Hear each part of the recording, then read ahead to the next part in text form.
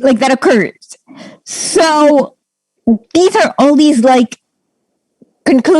all these amazing, it's not a coincidence that it's the same.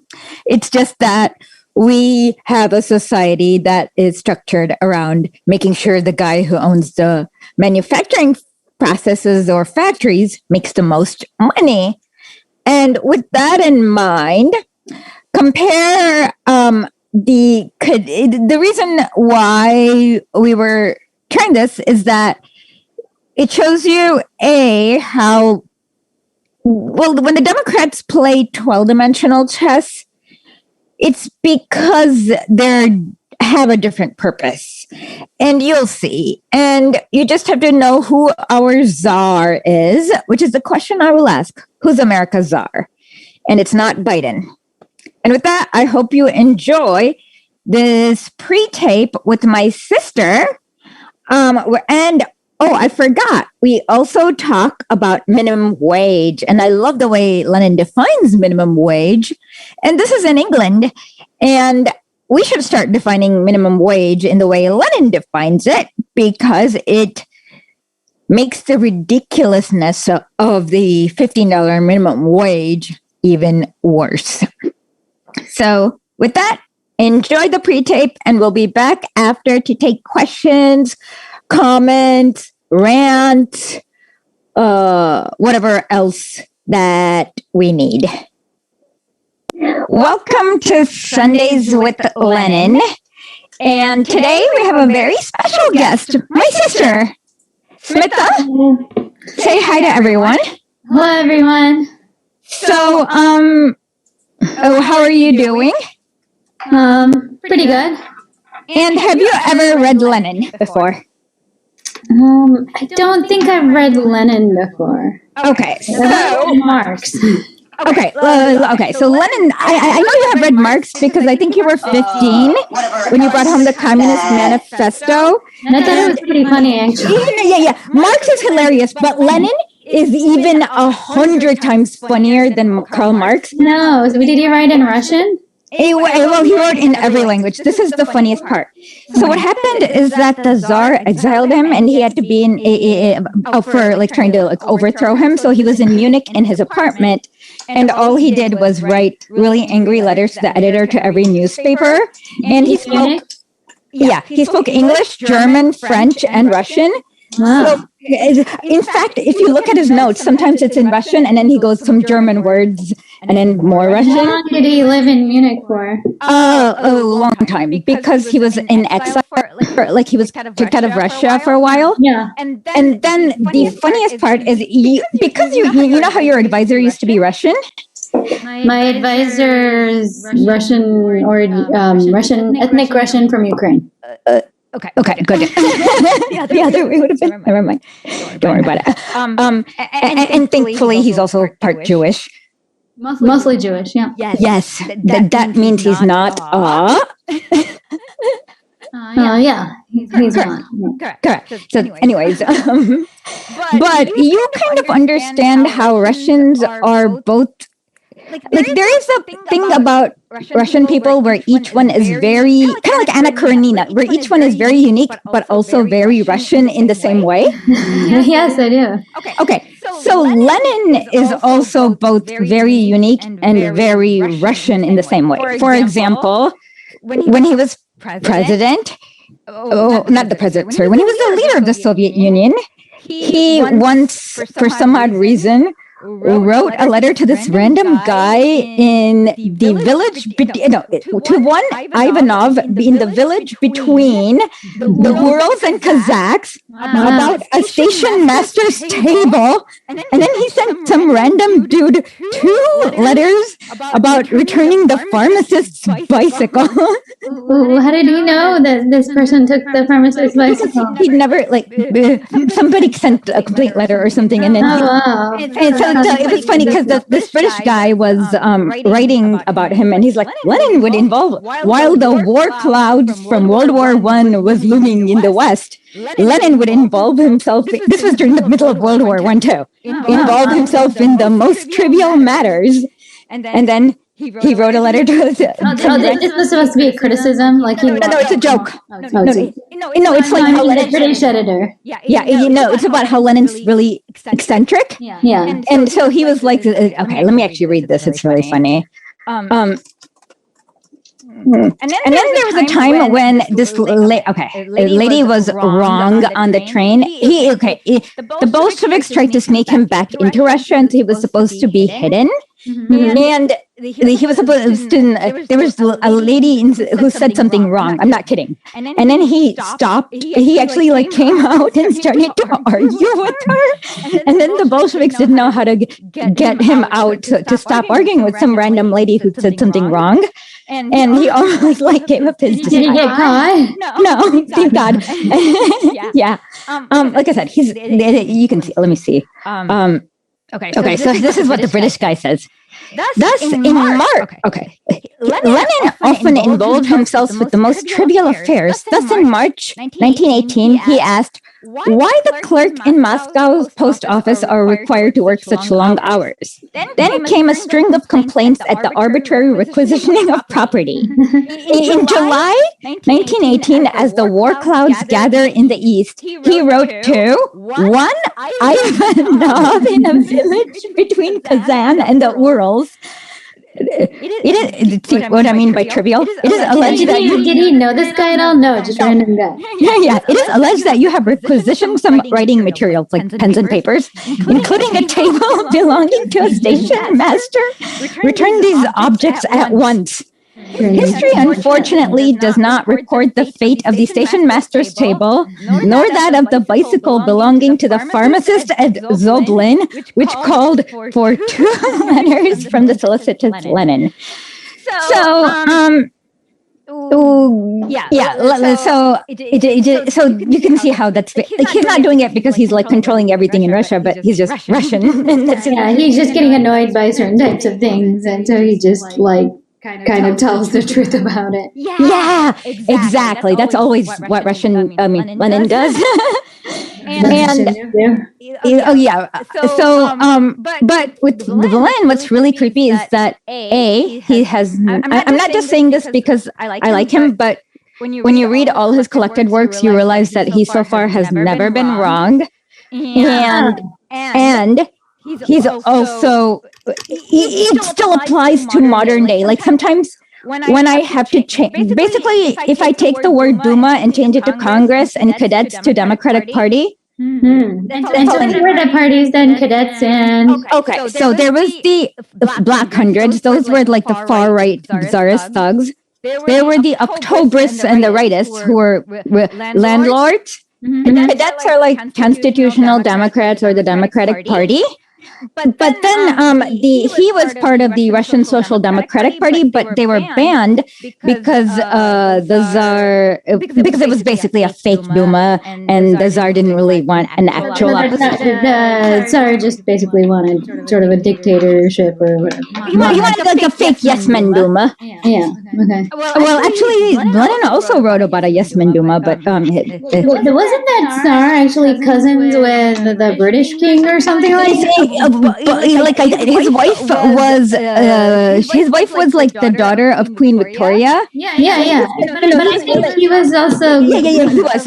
It's really weird. His aunt was married to. It's really gross and weird and inbred. Yes, it was. And the present British monarch is also married to her second cousin or something. Queen Victoria is both their great grandmother. Yeah, exactly. That's exactly what it is with the Russian Tsar too. So today, the reason why I'm doing this is because a lot of people, when I was on Katie Halper's show, I asked him, I kept on telling people, you need to read Lenin. They were like, oh, what's wrong with, and then I asked them why they couldn't, and they were like, can you read it to us? And so that's how I started this show. And I said, yes, I'll read it to you gladly. So this week, we all know about Neera Tendon. Has she blocked you? You're not on Twitter, but she probably would. I am on Twitter, but I only follow, and I'm only followed by scientists, and I use it just to announce my papers. Okay. Videos about my papers. Okay, so she has not blocked you. Oh my God! No. I had no idea. Okay, you're gonna have to be giving me screenshots now of everyone who's blocked me. Sure. I never thought I'd have to say this, but so for some odd reason, I'm like, will the Secretary of Defense please unblock me on Twitter? Oh wow! Is it that new Secretary of Defense? Yeah, it's always the Democratic Party members that block the Bernie people. So we have because what happens? Howard Dean's also blocked me because he lied. He was still active in the party. I haven't heard about him in years. Yeah, you shouldn't. He's a lobbyist for some pharmaceutical company, I think.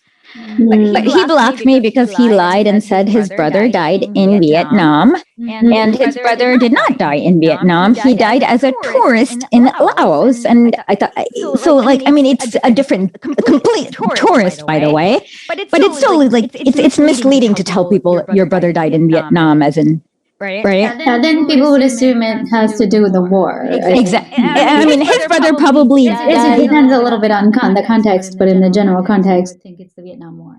Yeah, exactly. So, but what happened is that the Biden's okay. So you know that Neera Tanden's nomination is on the rocks. Hopefully more. Or not happening or something. Yeah. Joe Manchin said no, and some other Republican dude said no. Yeah, Murkowski, Mitt Romney, Susan Collins. I think all of these people are opposing. Vile creature. Yeah. So I don't know that much about her. She got Matt Bruenig fired when his wife was 7 months pregnant because he called her a scumbag after he uncovered a leak where she said she wanted to bomb Libya and make them pay for their own bombing. I don't. So how did she have the power to fire people? She was in the Democratic Party or something. She was Hillary's like chief of staff, and he's also the head of the Center for American Progress. Oh, I see. Okay. Oh, and she's just like a wild person. But so we're all amused. That's what they seem to be saying. What? Most people are saying kind of that, but the Democratic defense is, the Republicans send out mean tweets too, or something like that. But what they don't get is fight. So they don't understand that we think it's funnier that they're getting hypocrisy burned when they're like such losers.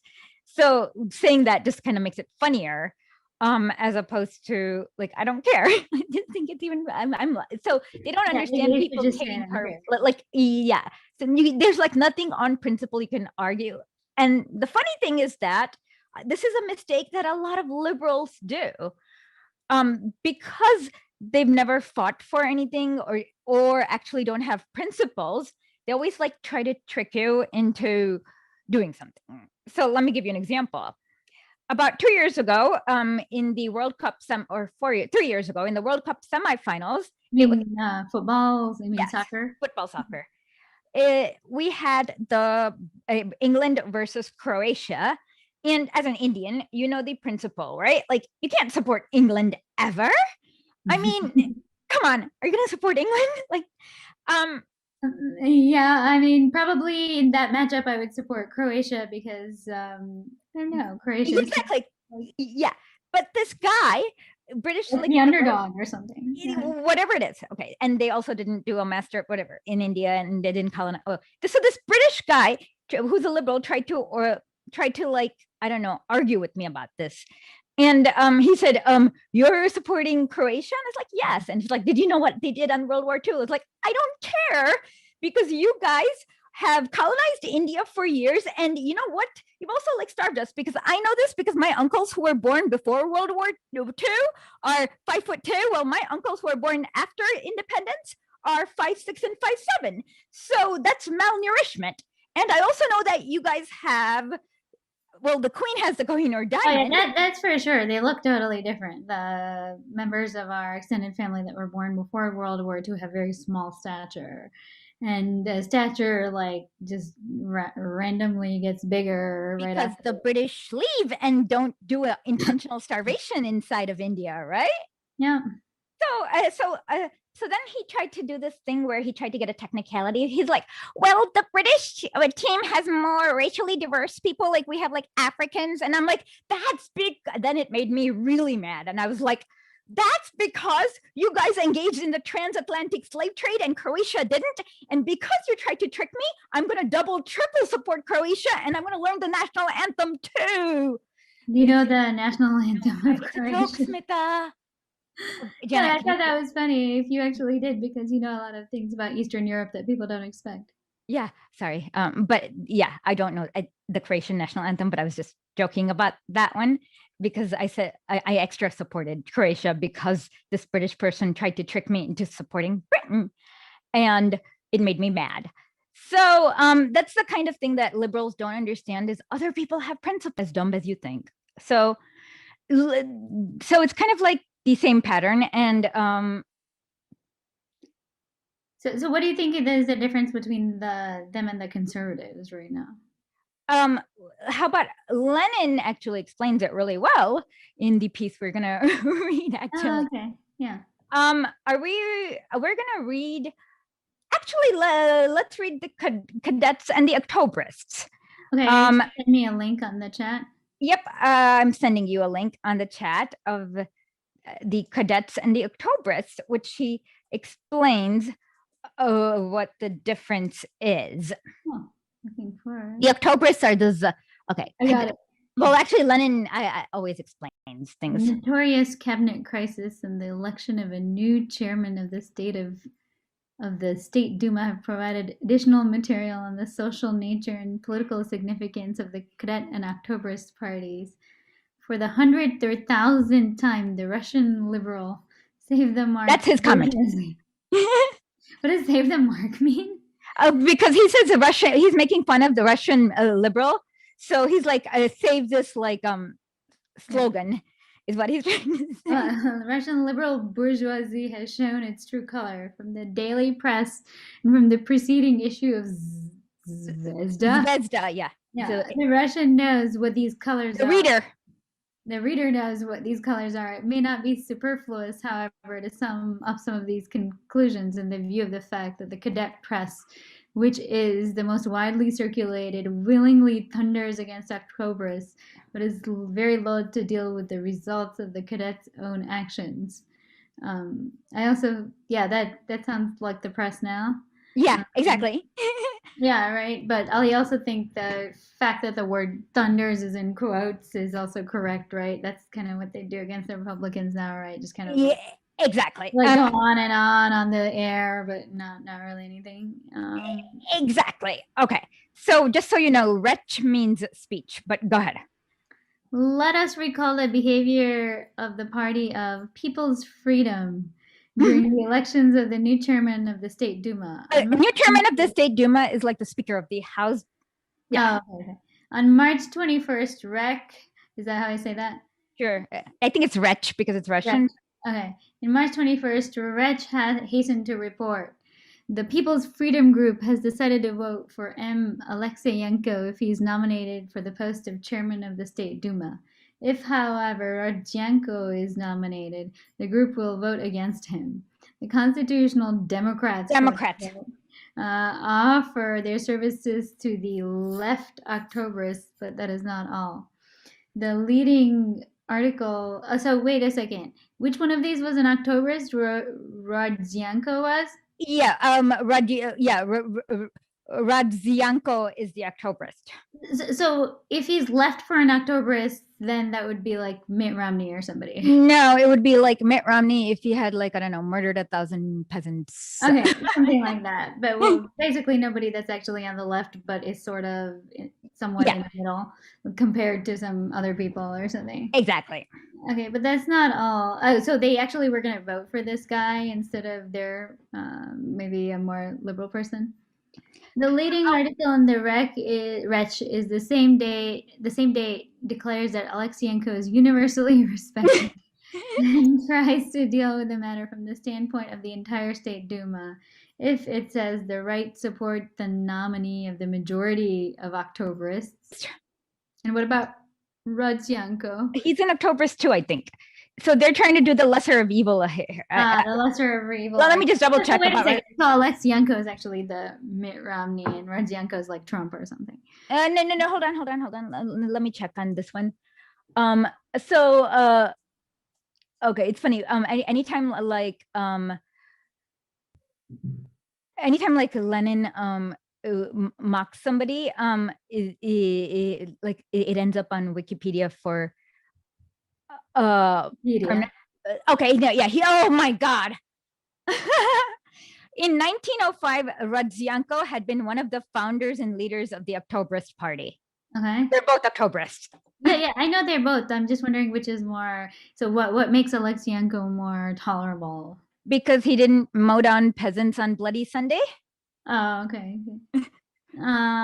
If it says the right support the nominee of the majority of the Octobrists, the state Duma may perhaps regain the unanimity on which the nomination of Kumyakov was once. Really, these elections are unanimous? No. I'll explain later. Hold on. So basically, it's like exactly like the U.S. Senate elections, except it's more democratic. Actually, I'm not joking. Lenin actually has an entire article where he talks about how much a vote costs, and of a vote costs fewer rubles today than it fewer rubles back then than it did today, I guess. Yeah, I see. So this unanimity would show that the entire Duma realizes the exceptional gravity of the situation. Thus wrote Rech, the entire Duma, nothing more or less, should be recalled as often as possible during the elections to the Fourth Duma. So Fourth Duma is just like the fourth time they had these kinds of congressional elections or something? Oh, yeah. So 1905 was the first Duma, 1907 was the second, 1909 was the third, and 1911 was the fourth. Good remembering of the dates. Okay, the cadets are perfectly well aware that the rights on principle are for a Duma without rights. Yeah. Nationalists justify and defend Stolypin and the violation of Article 87. I don't know what that is. Article 87 was, in theory, supposed to be giving land. Okay, so they had basically it was slavery, and it was more like abolishing slavery, as in like redistributing. In India, they did that too with the zamindars and the redistributions. Oh, okay. It's the same situation. Okay. So the nationalists justify and defend Stolypin in the violation of the Article 7, and yet merely for the sake of voting for Alexienko, the cadets are prepared to forget everything and proclaim unanimity of the entire Duma, although they too are fully aware that the workers' deputies will under no circumstances allow themselves to be duped by the unanimity of the Third Duma any more than they did at the time of Kamyakov's election. So Kamyakov violated this redistribution article. So no, none of them wanted to do it. Kamyakov, yeah, because they're all like slaveholders, right? They don't want their slaves gone, because then they're so oppressed when Lenin and Stalin makes them like give up their slaves. It's obvious that as far as the cadets are concerned, the workers, deputies, and Shrudovic do not count. The Third Duma without them, but with the rights, with Markov II and Purishkevich, is the entire Duma, and this is what the statement of Rech amounts to. The reasoning of Rech correctly draws the line which many have interpreted so wrongly, namely the line between feudal landowners and the bourgeoisie, and even the most liberal, i.e., cadet variety. On the one hand, the workers and the peasants, i.e., forces of democracy, on the other. Without the forces of democracy, but with their rights, we say the cadets are the entire Duma. That means that when they lay claim to the title of Democrats, the cadets are deceiving the people. That means that as far as cadets are concerned, we implies feudal landowners and bourgeoisie, and the rest do not count. Pretty apt. Yeah. My question of the election of a new chairman of the state of Duma has served to remind us once again of the essential truth that the cadets are not Democrats, but moderate liberal bourgeois who long for the unanimity of the entire parliament of diehard reactionaries and Octobrists. Bipartisanship, you mean? Yeah, exactly. Yeah, completion with the Octobrists. Competition with the Octobrists is all the struggle the cadets are waging against amount to. The cadets are fighting the Octobrists. There's no doubt about that, but they're not fighting them as representatives of a class, as representatives of larger sections of the population. And the aim of their fight is not to remove the old regime to which Octobrists are adapting themselves. They are fighting them as competitors who are anxious to adapt themselves to the same regime, to serve the interests of the same class, and to protect it from the too exacting demands of wider sections of the population. No slavery. This kind of makes sense, like the 2 years that, for example, or whatever it was that Obama spent trying to convince Republicans Yes. of the healthcare policy and making it less and less universal. Exactly. All that the cadets are after is to. Wait, you forgot the democratic elements in general and of the proletariat in particular. Wait, where did I forget that? I didn't know. You said wider sections of the so usually the brackets are Lenin's own comments about something. Okay, I'm trying to see. Oh, I see. Okay, what democratic elements in general, and of the proletariat in particular. All that the cadets are after is to adapt themselves to the same regime in a slightly different way. The substance of their policy and the policy of the liberal bourgeois. And it is the competition with Octobrists, the struggle to step into their shoes, that lends the fight of the cadets its peculiar pungency. This explains the special hostility of the rights in the Octobrists towards the cadets. It is a hostility of a special kind. Those fellows, the Democrats, are out to annihilate them, while these fellows, the cadets, want to force them down one rung of ladder. The first prospect calls for an irreconcilable struggle as a matter of principle, calls for a life and death struggle. The second prospect implies a fight for the top job, the content of intrigue, rivalry as regards the methods of winning the very same landowning bourgeois majority, or of earning the confidence of the very same old regime. Czar. Okay. The picture which the Third Duma presented on the day of the election of the new chairman clearly followed this difference. The cadet recorder of events in parliamentary circles continued to sing praises of Alexienko and Wretch of March 23rd, describing him as a man quite independent and with a strong sense of dignity, and so on and so forth. This is said of an Octoberist who delighted in the coup of June 3rd. So that was some kind of massacre, I take it? No, it's when the Octobrists took control of the Duma. Oh, I see. Oh, it was a coup, though? Well, Lenin calls it a coup. Okay. Such is the cadet gauge for strict legality, not to protest against June 3, but to protest against March 14th. It reminds one of the American saying, if you steal a loaf of bread, surely you'll go to jail, but if you steal a railroad, you'll be mad. That's amazing. I hadn't heard this saying. Me neither. Until Lenin. Mr. Litovtsev. He's the editor of the Wretch, sorry.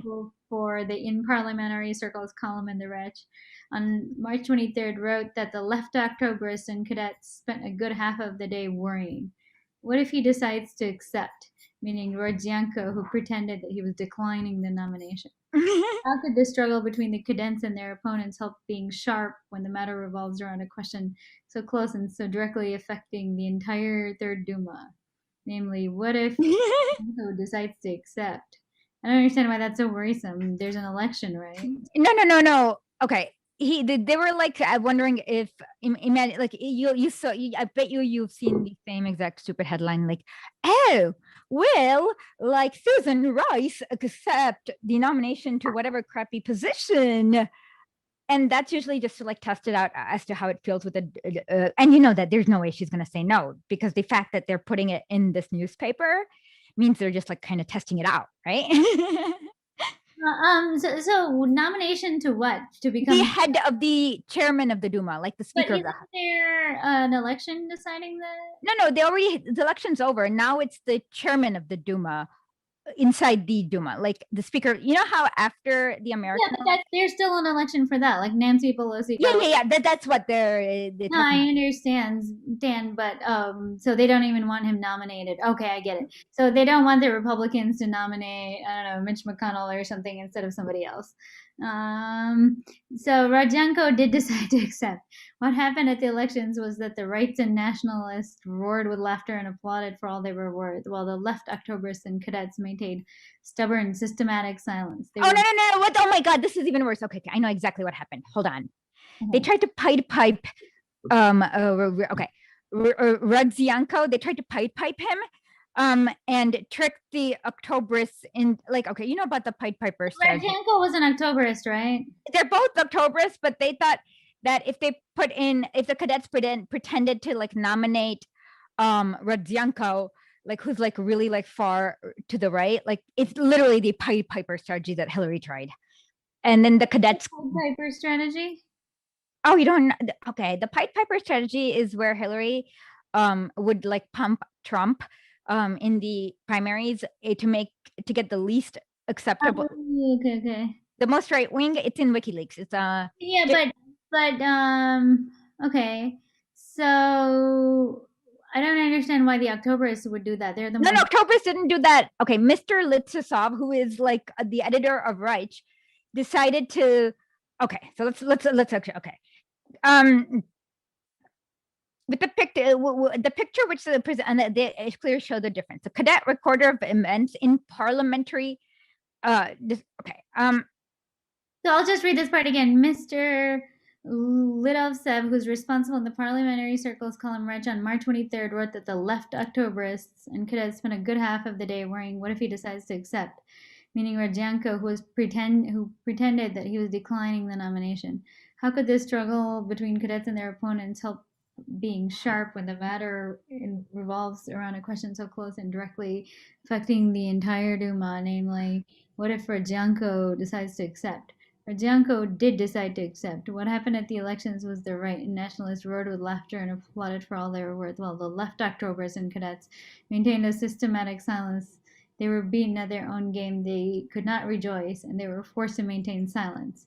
By way of protest, the cadets cast their vote for the nationalist Volkonsky. The Democrats alone declared loudly, unequivocally, and clearly that they would take no part in the election of the new chairman of the Third Duma, and that they declined any responsibility for the entire activity of the Third Duma.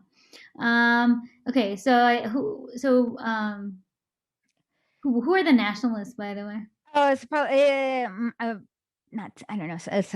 Basically, anyone who's not they're with October. They're like a block. How do you in India? You They're like a block of the Octobrists or something like that, right? Who had a different. like in India, you understand, right? Yeah, Coalitions. Okay. yeah. So they're part of that coalition. So the cadets cast their vote for somebody who's like a lesser evil, and then the Democrats abstained from voting. No, no, the cadets are the Democrats, constitutional Democrats. He refers to them interchangeably. Oh, I see, I see. No, no, it says the cadets cast their vote while the Democrats. No, no, period. The Democrats alone declared loudly and.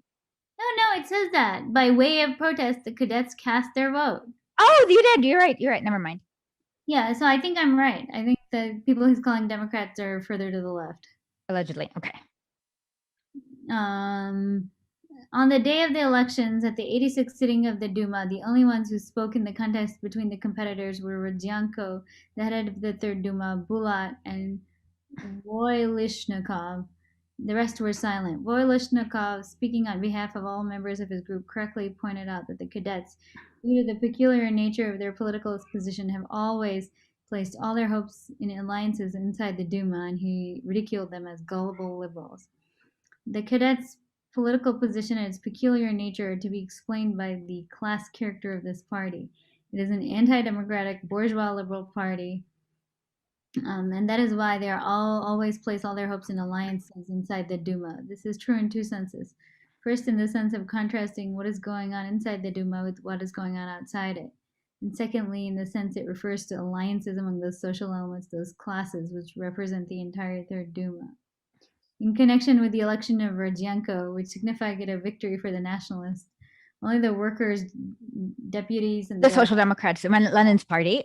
Herzovics came out with statements which were not meant to promote any alliances inside the Duma. Statements which explained the attitude of the forces of democracy in general and of the proletarian forces of democracy in particular towards the entire Third Duma, towards the coup of June 3rd, and toward the Octobrists and Cadets jointly. These statements represented a proper notice served on Rodzianko and the whole of his majority, a proper warning to the responsible liberal opposition, responsible to the Third Duma and the men of June 3rd by political parties responsible to certain other forces. Yeah, I get it. So what happened to that other guy who was supposed to, who the cadets were supposed to support? They just didn't get him. Yeah, they just didn't get him because they tried to play 12-dimensional chess or something when the other party were throwing crap. What were they playing? 12 the Democrats always do this. Janet, can you explain 12-dimensional chess? 12 dimension. So it's like they'll do it in different levels. They'll say like third dimensional, fourth dimensional.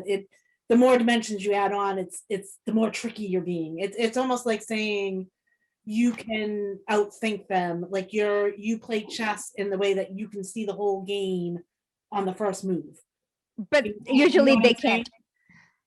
I see. So you keep waiting for some other chess move, but it's not actually. Basically, the Republicans are throwing shit against the wall. It's more like the Democrats think that they play this 12-dimensional chess game, that the Democrats have in their head, if we do this, and this, we're going to get here. But the Democrats happen to screw up so many times that it doesn't get there. You know what I mean? Like things happen along the way that they can't fix. And that's kind of like, so when it's like sarcastic comment to say someone's playing. Yeah. No, I understand. It's a little bit like the minimum wage thing, right? Actually, I'm glad you mentioned the minimum wage because this is also a really short piece we're gonna read. But okay, the miners' strike, which was the outstanding event of the past year, while the railway strike in 1911 showed the new spirit of the British workers. The miners' strike definitely marked an epoch. Despite the war preparations of the ruling class and despite the strenuous efforts of the bourgeoisie to crush the resistance of the rebellious slaves of capital, the strike was a success. The miners displayed exemplary organization. There was not a trace of backlegging. Coal mining by soldiers or inexperienced laborers were out of the question. And after 6 weeks of struggle, the bourgeoisie government of Britain saw that the country's entire industrial activity was coming to a standstill, and that the words of the workers' song, "All we'll cease to wear when thy hands will it," were coming true. The government made concessions. The prime minister, the most powerful of the most powerful empire in the world had ever seen, attended a delegate meeting of mine owners striking slaves. Hey, that's very interesting, and pleaded them to agree to a compromise. This is how a well-informed Marxist summed up the struggle. The British government, which year after year usually feeds its workers with the promises of reform someday, this time acted with real dispatch. In 5 days, a new law was rushed through Parliament. This law introduced a minimum wage, regulations establishing rates of pay below which wages cannot be refused. It is true that this law, like all bourgeoisie reforms, is a miserable half measure, and in part a mere deception of the workers, because while fixing the lowest rate of pay, the employers keep their wage slaves down at the same time. Nevertheless, those who are familiar with the British labor movement will say that since the miners' strike, the British proletariat is no longer the same. The workers have learned to fight. They have come to see the path that will lead them to victory, and they have become aware of their strength. They have ceased to be the meek lambs they seem to be for so long a time, to the joy of all the defenders and extollers of wage slavery. In Britain, a change has taken place in the balance of social forces, a change that cannot be expressed in figures but is felt by all. Unfortunately, there is not much progress in party affairs in Britain. The split between the British Socialist Party, formerly the Social Democratic Federation, and independent of socialism Labour Party persists. independent labor party. I like how he wrote of socialism. Yes, that's the joke. He's independent. Opportunist conduct of the MPs belonging to the latter party is giving rise, as always happens, to the syndicalist tendencies. What's a syndicalist tendency? It's like basically anarcho-syndicalism. It's Lenin hates anarchism, and So it's an anarchist kind of type. Fortunately, these tendencies are not strong. The British trade unions are slowly but surely turning towards socialism in spite of many Labour MPs who strongly champion the old line of liberal Labour policy. But it is beyond the power of these last of the Mohicans to retain the old line. Yeah. And that's basically, I like the way he made the minimum wage. He said, establishing rates of pay below which wages cannot be reduced. Like, I like that framing a lot. It's kind of a little bit like when people are reading the Quran, they're like, oh my God, people think that the Quran says you can have 4 wives, but actually what Muhammad was doing was limiting to 4 wives. Exactly. He's actually moving it towards monarchy. Yeah. You mean monogamy, not monarchy. I mean monogamy, yeah. Yeah. Yeah, exactly. That was fun. All right, I hear a lot of screaming. Okay, well, thank you for coming. And so, yeah, do you feel, one quick question, like, do you feel like Lenin, like, do you agree? Lenin's a shrewd commentator, and that we need somebody like that commenting now that's prominent in the American media. Yeah, we have to reanimate Lenin. He's not, but in Russia that like they have him in a glass case. I know. It's so good. I actually went to see him.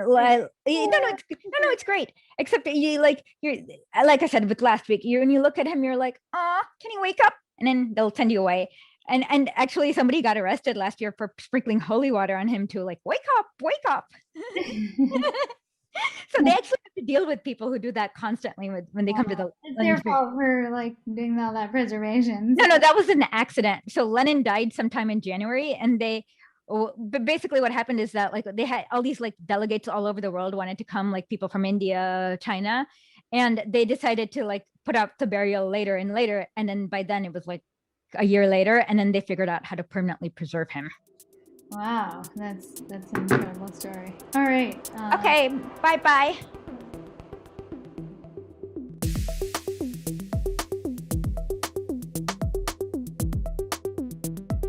Okay, so today's Lenin insult of the day is, if you steal a loaf of bread, you'll surely go to jail. But if you steal a railroad, you'll be made a senator.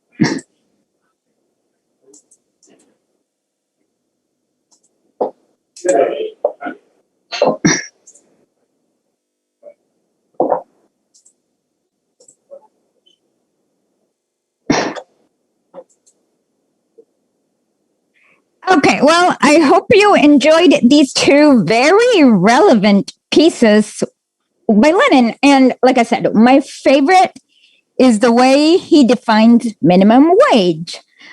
the rate of pay from below which, so what is that, Janet? Like below which it cannot be reduced. Instead of minimum wage, we call it the rate of, we need a more elegant like hashtag. Is there any way we can like massage this so it's more hashtagable just so that we don't call it minimum wage anymore? Okay. And I hope you learned a good Lenin insult because every week you're going to learn a lot of Lenin insults. So this week, my favorite Lenin insult is, if you steal a loaf of bread, you'll surely go to jail. But if you steal a railroad, you'll be made a senator.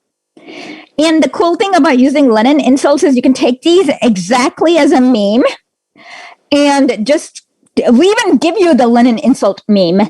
So anytime Senator Joe Manchin pisses you off or any other senator, you can just tweet them with our Lenin memes and everyone will know what's wrong. And so every week we'll have like some, like, and this is just like mild. So we'll have a lot of Lenin insults, like sheer husk of reactionary incomprehension works for anything that people in just about anyone in America says, like literally anything. Well, and then there's a time when he called Kautsky a cow. No, he said something about his cloven hoofs and how he chews his cud.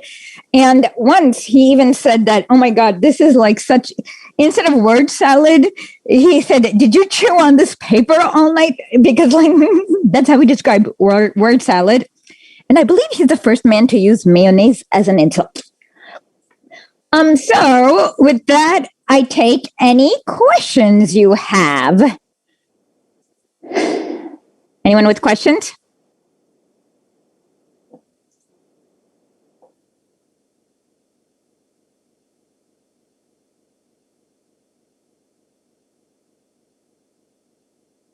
Okay.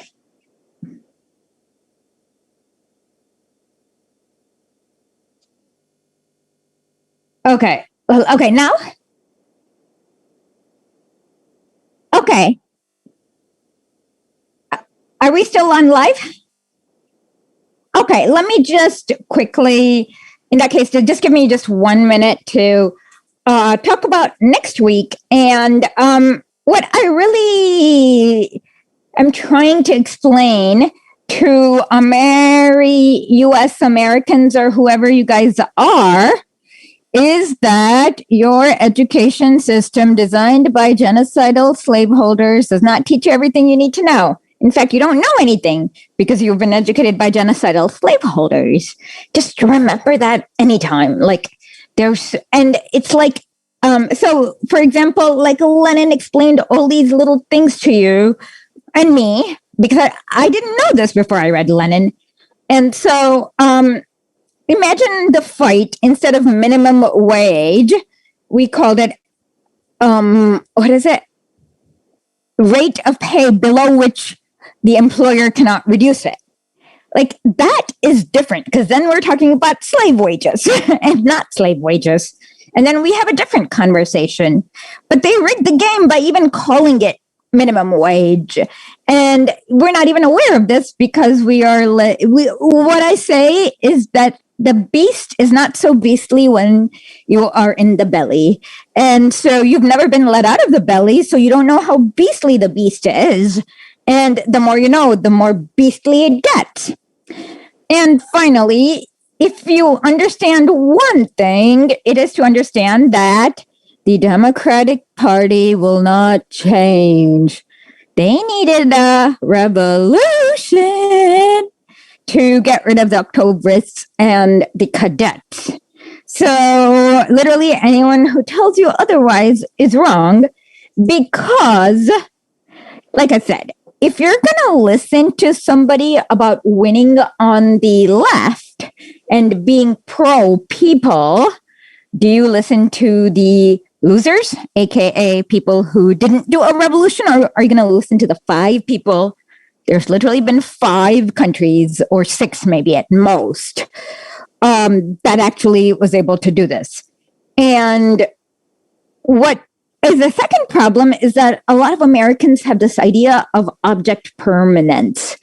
So this week I was arguing with some right winger or left, whatever, some Bellingcat troll. And so what people think is the way Russia looks now, which looks like a very modern country. It looks nice. It doesn't look like India. It was the same exact way Russia used to look in 1901. No, Russia back then was actually poorer and more of a third world country back then. But the reason you don't even think about how well communism worked is because it worked so well that you can't imagine that 100 years ago, Russia was like a slave hell. You can see these pictures of these people forcing to haul barges uphill the Volga. So what I noticed, for example, is that because I've been studying Lenin, and he actually has a really good piece about literacy and racism in America and how Americans treat Black people in 1915. And so I also know what to look for in a country to decide if somebody is an authoritarian dictator or a pro-democracy protester. For example, look at literacy rate. So before the revolution, it was maybe 12, 13, maybe 15% of the people. So for every 100 people in Russia back then, only 15 people knew how to read. Which, of course, brings me to the latter point, where certain authors think that Marx and Lenin are so complicated for college students. But guess what? You know how Mao taught people, Mao was a librarian, by the way, and he taught people to read people learned how to read Lenin. And Lenin's wife, Nadezhda Krupskaya, she taught people how to read.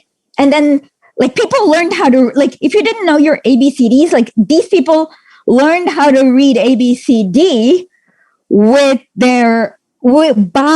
to Marx. So so it means somebody who has a zero education can actually go in, learn how to read, and then read Marx, and then understand everything. And if you're like a PhD in history or a college student who's had 12 years of education, come on. Something has to have gone wrong, because I have hard time believing that education makes you dumber. So something's going on here. And I guess what it is that just remember that things, the way they look right now, are not the same way it looked. And so when you I don't know just look for these little things like life expectancy.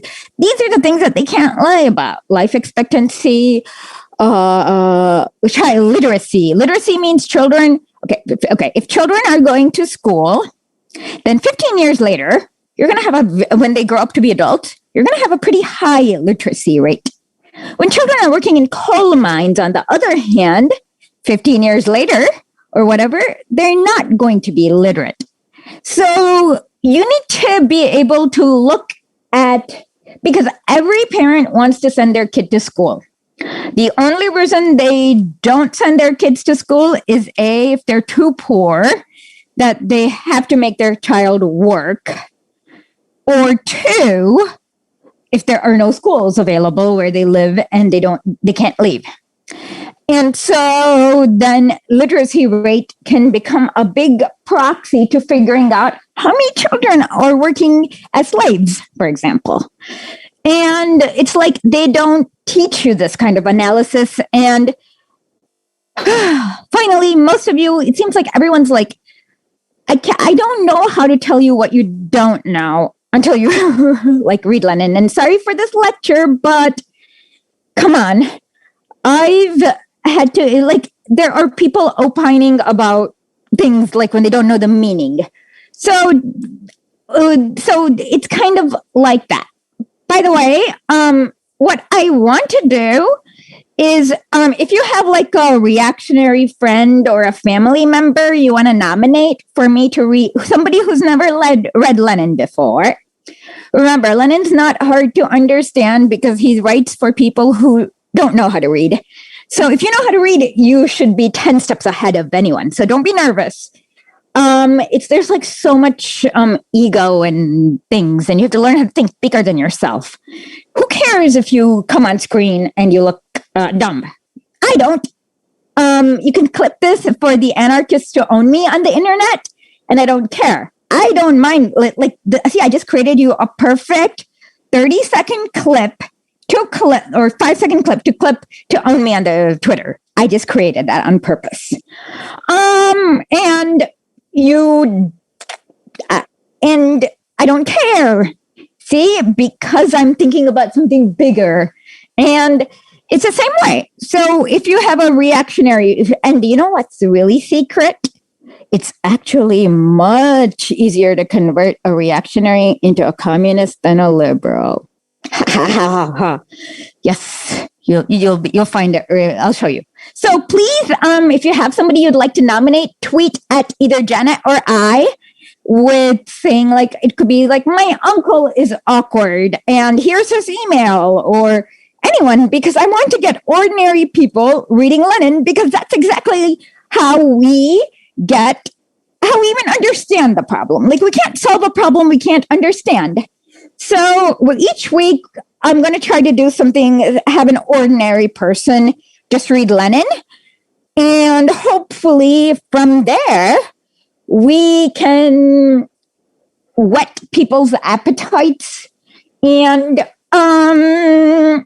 maybe even start to hear the truth. So if there are no other questions, and okay.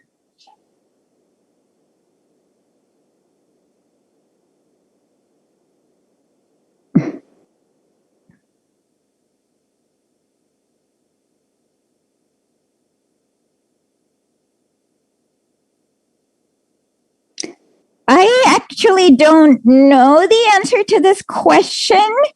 It is a very good question. So how about this? I will figure it out. And honestly, like, I don't know. I've never thought about this one.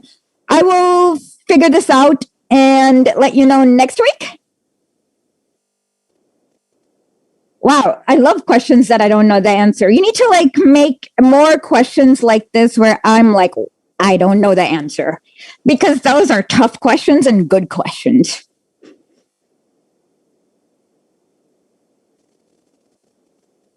Okay, well, don't please go to our Streamlabs site and donate. We want to eventually get Janet to be like full-time. We want to pay her lots of money because she is awesome. And we really need you guys to help out to make sure that Janet gets paid lots of money. Because how can, like, isn't this show like 100 times better now that she's around? So please click on the... Well, at least I'm not responding to trolls mid-sentence is all I'm saying. So it's 100 times better. Trust us. So please, please, please donate, even if it's like $2, $5, whatever.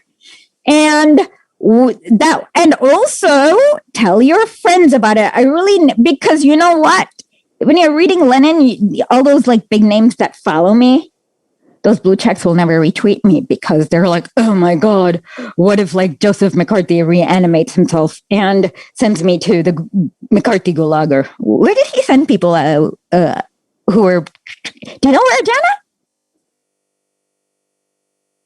Oh, okay.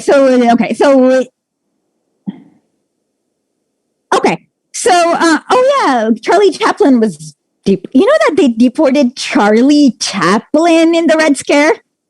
Anyways, seriously, Charlie Chaplin. Come on. He's a comedian. What the fuck? Oh, also look at what he thought of communism. But so the big names will not retweet me. The